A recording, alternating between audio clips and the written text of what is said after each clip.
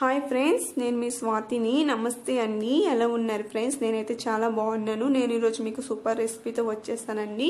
నేను ఈరోజు మీకు చూపించబోతున్న రెసిపీ రైతా, వంకాయ రైతా అనేది ఎలా తయారు చేయాలో చూపిస్తానండి. ఇది నార్త్ ఇండియన్ ఫుడ్.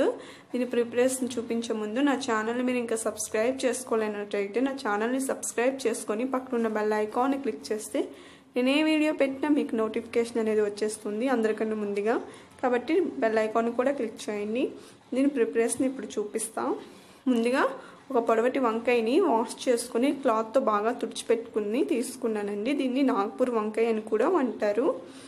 దీన్ని ఇప్పుడు ఇలా చిన్న చిన్న పీసెస్గా, మరీ అంత దట్టంగా కాకుండా పలుచగా కాకుండా ఇలా చిన్న చిన్న పీసెస్గా కట్ చేసేసుకోవాలి. పొడవుగా కట్ చేసుకోవాలి అండి. ఇలా కట్ చేసుకున్నాక ఇప్పుడు గ్యాస్ ఆన్ చేసుకొని ఒక కళాయి పెట్టుకొని డీప్ ఫ్రైకి సరిపడా ఆయిల్ అనేది మనం ఇక్కడ యాడ్ చేసుకోవాలి.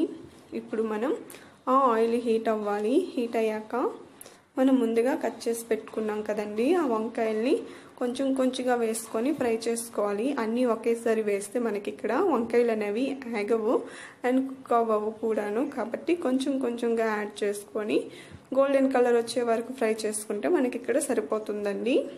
మరీ ఎక్కువ ఫ్రై చేయని అవసరం లేదు రైతా కాబట్టి, కుక్ అయితే సరిపోతుంది.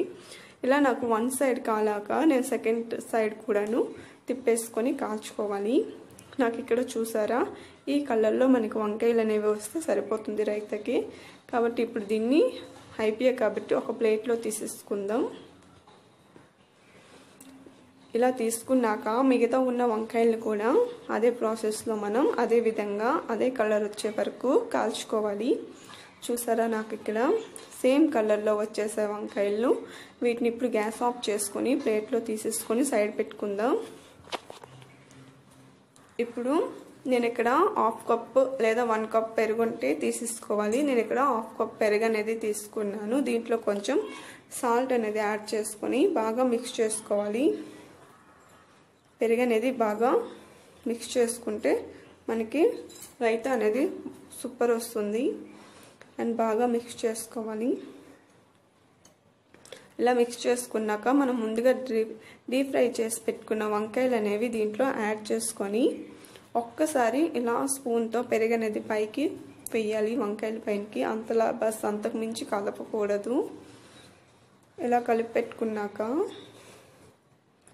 దీంట్లో చిన్నగా కట్ చేసి పెట్టుకున్న 2 పచ్చిమిర్చి, అలానే చిన్నగా కట్ చేసి పెట్టుకున్న ఆనియన్స్ అనేవి యాడ్ చేసుకోవాలి. మీ దగ్గర జీరా ఉంటే జీరా పౌడర్ కూడా యాడ్ చేస్తే రైతా అనేది సూపర్ టేస్టీగా వస్తుంది. నాకు జీరా ఇక్కడ లేదు కాబట్టి నేను యాడ్ చేయలేదు.